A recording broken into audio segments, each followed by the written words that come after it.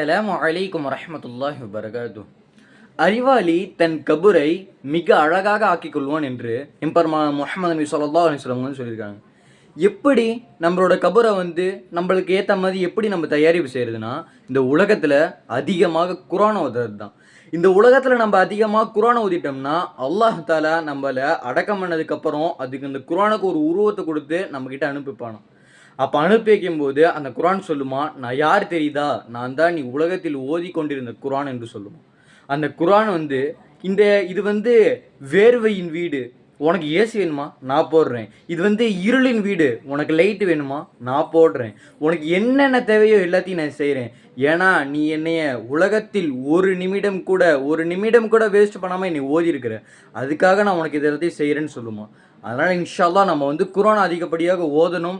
இன்ஷா அல்லாஹ் ஓத தெரியாதவங்க ஓத தெரிய கற்றுக்கணும். இன்ஷா அல்லாஹ் யாரும் ஓத தெரியாமல் மரணம் அடைந்துடக்கூடாது. இன்ஷா அல்லாஹ் உங்கள் நண்பர்களுக்கு இந்த வீடியோவை ஷேர் பண்ணி குர்ஆன் ஓத சொல்லுங்கள். அனைவரையும் குர்ஆன் ஓத தெரிஞ்சவங்களும் அதை தஜ்வீதோடு ஓத கற்றுக்கோங்க. அஸ்ஸலாமு அலைக்கும் வரஹ்மத்துல்லாஹி வபரகாத்துஹ்.